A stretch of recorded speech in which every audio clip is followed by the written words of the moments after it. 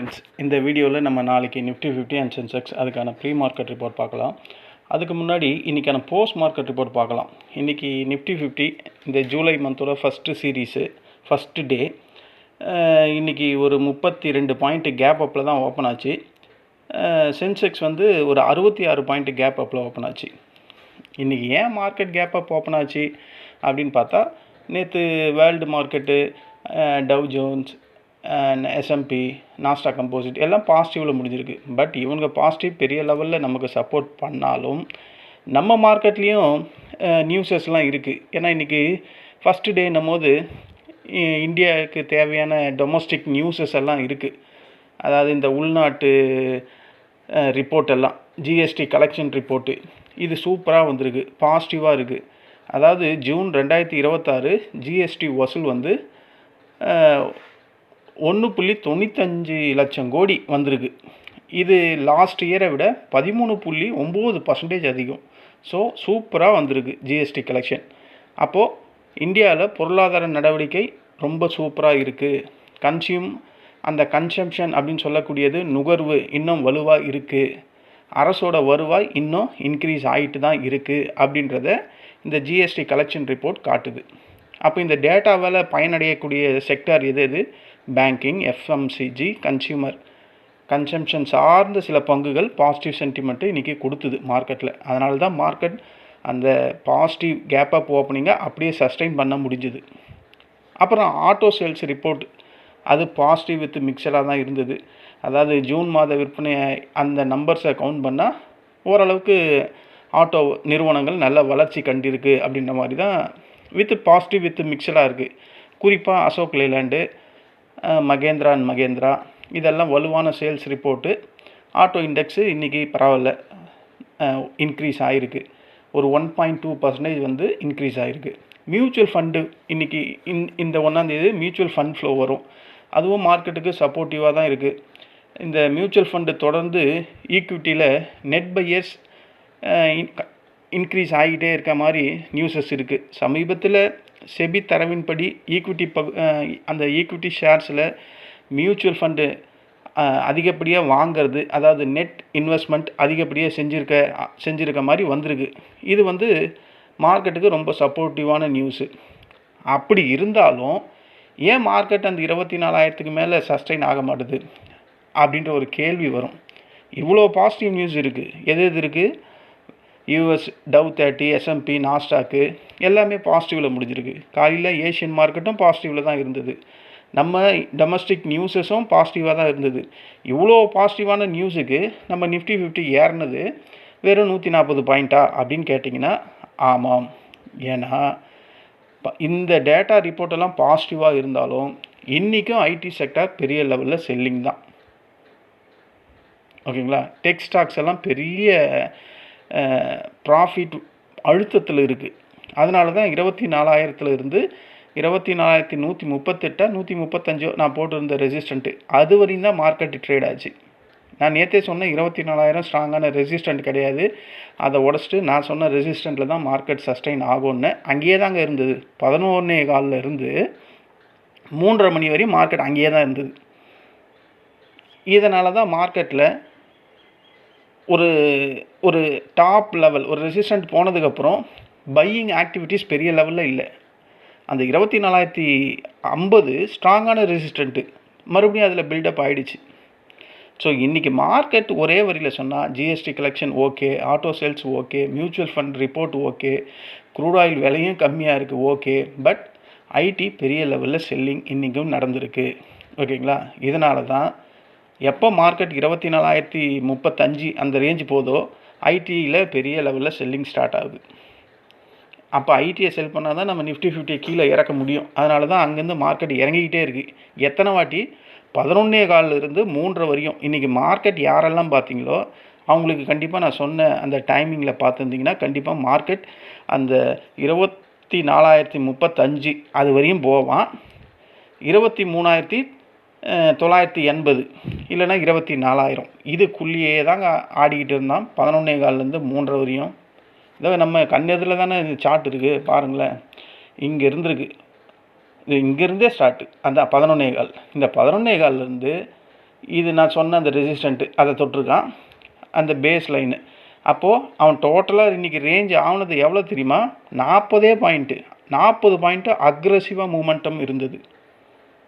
11.15 3 வரையும் 40 பாயிண்ட்டுக்கு aggressive momentum இருந்தது. வேறு எங்கேயுமே மார்க்கெட் போகல. இந்த இவ்வளோ பாசிட்டிவான நியூஸஸ் இருந்தோம், நம்ம நிஃப்டி 50 ஒரு 140 பாயிண்ட்டு தான் ப்ராஃபிட்டில் க்ளோஸ் ஆகிருக்கு. சரி, இதாவது க்ளோஸ் ஆச்சே அப்படின்ற ஒரு சந்தோஷம் தான் இன்றைக்கி ட்ரேடர்ஸ், குறிப்பாக இன்வெஸ்டர்ஸ்க்கு. சென்செக்ஸ் வந்து 443 பாயிண்ட்டு பாசிட்டிவில் முடிஞ்சுது. இன்றைக்கி ப்ராடர் இண்டெக்ஸ் எல்லாமே பெரிய லெவலில் பாசிட்டிவாக தான் முடிஞ்சிருக்கு. Nifty 50 140, Sensex 443, bank Nifty 490, fin Nifty 243, bank x 428, இந்த mid cap Nifty 110, India VIX ஒரு 2.5% குறைஞ்சிருக்கு, 13.24 இருக்குது. Nifty next 50 471 point. ஸோ இந்த இண்டெக்ஸஸ் எல்லாமே ஃபஸ்ட் கிளாஸாக பாசிட்டிவில் க்ளோஸ் ஆகிருக்கு. ஸோ இன்றைக்கி த்ரூ அவுட்டு மார்க்கெட்டே பாசிட்டிவாக பச்சை பசேல்னு இருக்குது. இன்றைக்கி நிஃப்டி 50 கேப் அப் ஆனதுக்கு இதுதான் காரணம். ஃபஸ்ட்டு உலகச்சந்தை நல்ல சென்டிமெண்ட்டு, க்ரூட் ஆயில் விலை குறைஞ்சிருக்கு, எஃப்எம்சிஜி பங்கில் நல்ல ஒரு பையிங் ப்ரெஷரு, ஆட்டோ செக்டர் வலுவான நிலையில் இருந்தது. ஓகேங்களா, 24,035 போனதுக்கப்புறம் மார்க்கெட்டில் ஒரு செல்லிங் ப்ரெஷர், அங்கேருந்து ஐடி வந்து கடுமையான செல் ஆச்சு. அதுக்கப்புறம் மெட்டல் ஃபார்மா கூட இன்றைக்கி ப்ராஃபிட் புக்கிங் அதிகமாக நடந்தது. ஃபாரின் அந்த யூஎஸ் ஈரான் டென்ஷன் மறுபடியும் இன்க்ரீஸ் ஆகிற மாதிரி நியூஸஸ் நான் படிச்சுக்கிட்டு இருக்கேன். அது நம்ம மார்க்கெட்டில் இம்பேக்ட் ஆகலன்னு தான் நினைக்கிறேன்.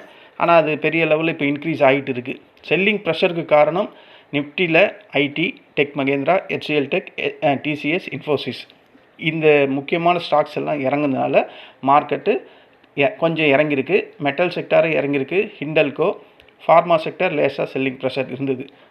சப்போர்ட் பண்ணதுக்கு எதிரான FMCG, Nestle, Dabur, HUL, realty, auto, அப்புறம் அந்த எம்என்டம், இவங்க தான் banking sector, private bank and PSU bank, இதெல்லாம் மார்க்கெட்டுக்கு இன்றைக்கி சப்போர்ட்டாக இருந்தது. அதனால தான் இந்த கேப் அப்போ சஸ்டெயின் பண்ணியிருக்கு. ஓகேங்களா, நாளைக்கு எதெல்லாம் சப்போர்ட்டாக இருக்கும், எதெல்லாம் ரெசிஸ்டண்ட்டாக இருக்கும் அப்படின்ற மாதிரி பார்க்கலாம். அதுக்கு முன்னாடி இன்றைக்கான போஸ்ட் மார்க்கெட் ரிப்போர்ட்டில் நாங்கள் என்ன பண்ணோம் அப்படின்னு கேட்டால், இன்றைக்கி 4 ட்ரேட் பண்ணேன், 1 ஃபெயிலியரு, மீதி 3 சக்ஸஸ் பண்ணோம். ஸோ ஓவரால் பார்த்தா ஒரு 3,300 ரூபாய் ப்ராஃபிட் பண்ணியிருந்தேன். கடைசியில் ஒரு ட்ரேட் பண்ணேன், அது 4வது ட்ரேட் பண்ணது லாஸ் ஆகிடுச்சு. ஸோ 2,700 ரூபாய் ப்ராஃபிட் பண்ணியிருக்கேன். 4 ட்ரேடுக்கு ப்ரோக்கரேஜெலாம் மைனஸ் பண்ணால் ஒரு 2,100 அந்த மாதிரி 2,200 கிட்ட வரும். இன்றைக்கி ஒரு 2,000 ரூபாய்க்கு மேலே தான் ப்ராஃபிட் பண்ணி முடித்தேன். இதே தான் என் ஃப்ரெண்ட்ஸ் குரூப்லேயும் அவங்களும் அதே 4 கால் பண்ணாங்க, 1 ஃபெயிலியரு, மற்ற 3 சக்ஸஸ் பண்ணாலும் ஆஃப்டர் ப்ரோக்கரேஜ் எல்லாம் போனால் நான் வந்து ஒரு லாட்டுக்கு 3 ட்ரேடு தான் எடுப்பேன். ஒரு ட்ரேடுக்கு 3 லாட் எடுப்பேன். அவங்கெல்லாம் அதிகமாக எடுப்பாங்க. எவ்வளோ ப்ராஃபிட்னா என்னை விட அதிகமாக இருக்கிறதுக்கு தான் வாய்ப்பு இருக்குது. என் ஃப்ரெண்ட்ஸ் குரூப்பில் 10 லாட் எடுக்கிறவங்களாம் இருக்கான். 10 எடுக்குவான், 13 எடுப்பான், 7 எடுக்கிறவங்க.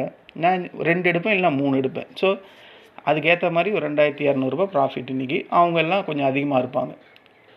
ஸோ இன்றைக்கி கொடுத்ததில் கால் எல்லாமே ஓகே, 1 மட்டும் ஃபெயிலியர் ஆகிடுச்சு. அது வெயிட் பண்ணியிருந்தால் அதுவும் ப்ராஃபிட் தான். ஆனால் 3 லாட்டுன்னும் போது வெயிட் பண்ண முடியாது.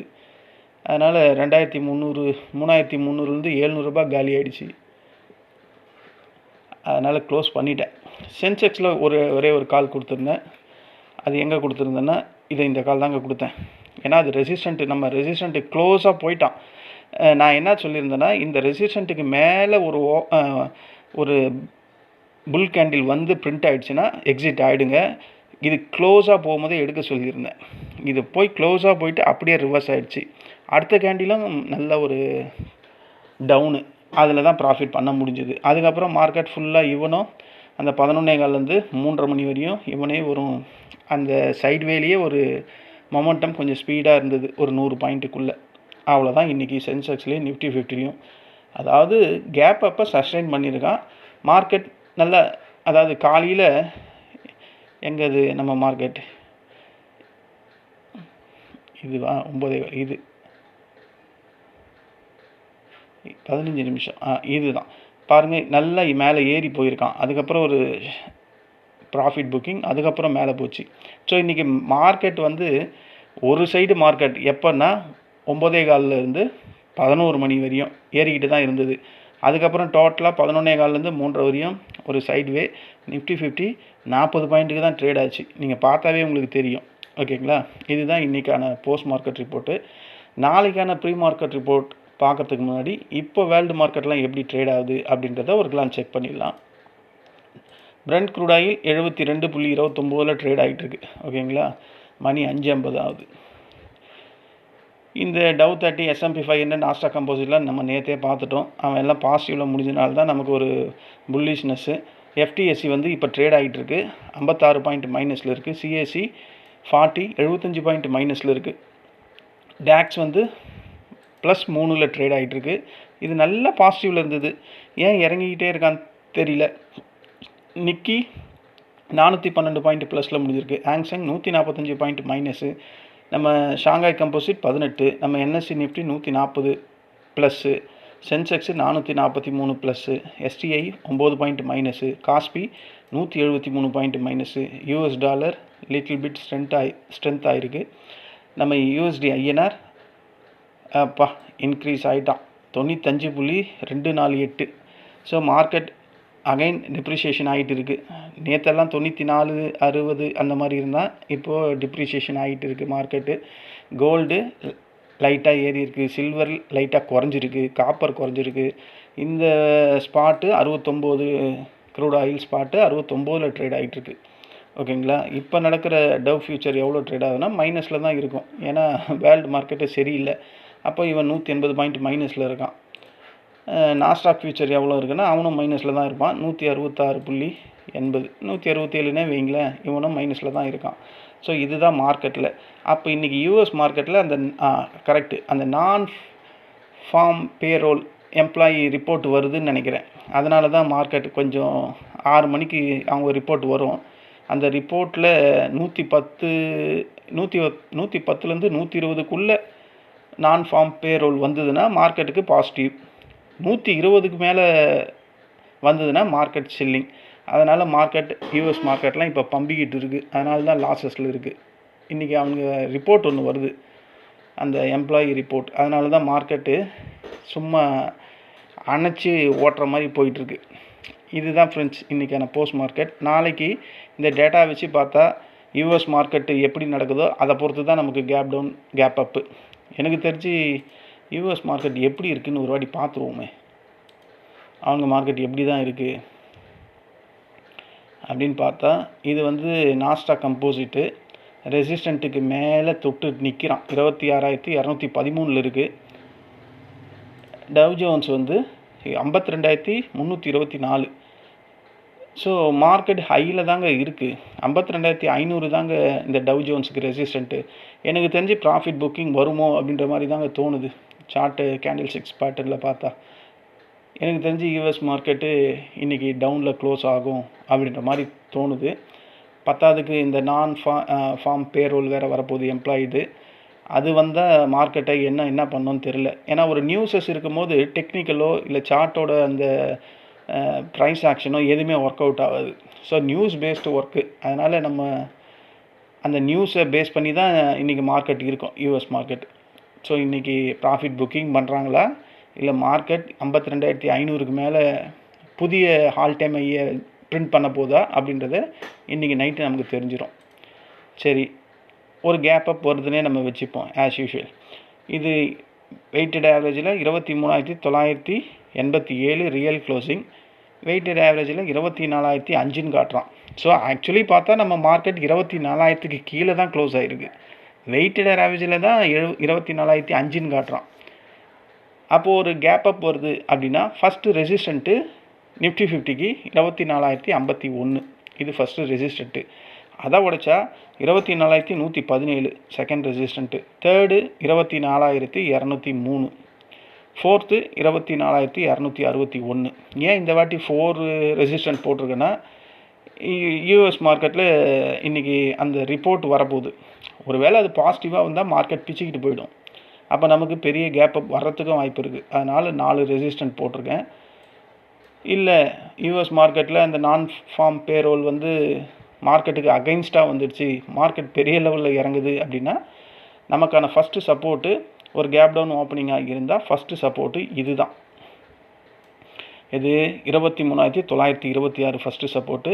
அதை உடைச்சா 23,865. அதையும் உடைச்சா 23,793, அதான் 800னே வைங்களேன். அதையும் மார்க்கெட் உடைச்சா இந்த 23,632 இந்த கேப்பு நான் சொன்னேன்ல, இந்த கேப்பை ஃபில் பண்ணுறதுக்கு வரும். ஆனால் நாளைக்கே இந்த கேப் வரையும் வரும் அப்படின்லாம் சொல்ல முடியாது. நாளைக்கு இந்த 23,800 க்ளோஸ் பண்ணி மார்க்கெட் ஒரு பியர் கேண்டில் பிரிண்ட் ஆகிடுச்சுன்னா கண்டிப்பாக இந்த 23,632 கேப்பை ஃபில் பண்ணும். இதுதான் நிஃப்டி 50ல் நாளைக்கான ப்ரீ மார்க்கெட் ரிப்போர்ட். சென்செக்ஸ் வருவோம்.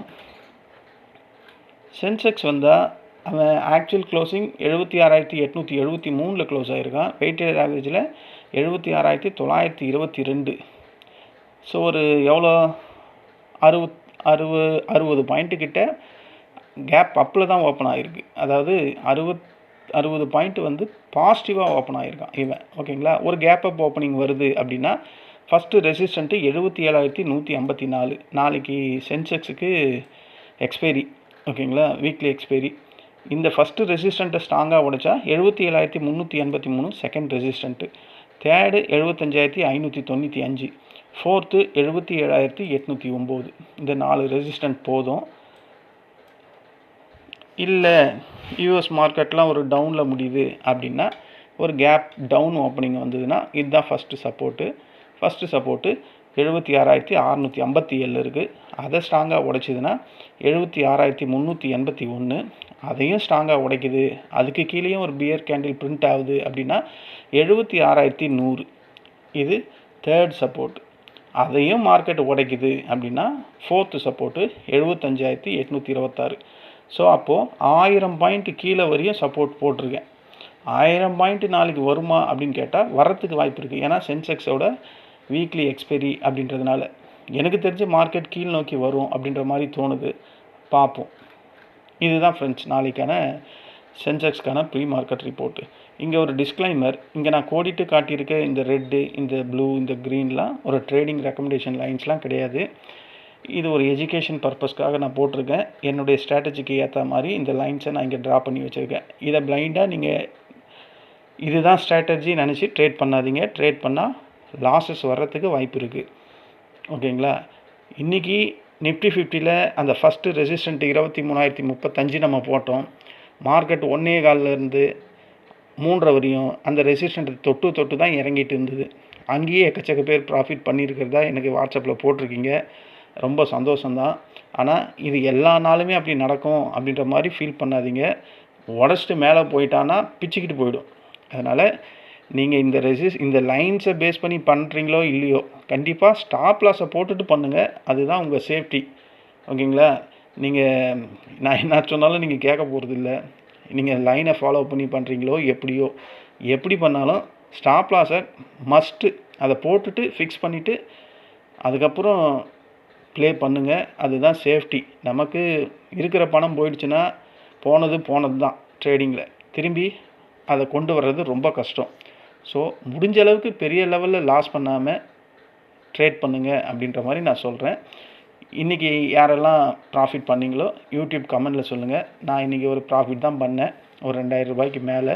ஸோ இன்றைக்கும் எனக்கு பீஸ்ஃபுல்லாக முடிஞ்சுது மார்க்கெட்டில். என் ஃப்ரெண்ட்ஸ் குரூப்லேயும் எல்லாருக்கும் இன்றைக்கி ப்ராஃபிட்டபுளாக தான் முடிஞ்சுது. நம்ம நாளைக்கு இன்ட்ராடே டைமில் மறுபடியும் சந்திக்கலாம். நன்றி, வணக்கம்.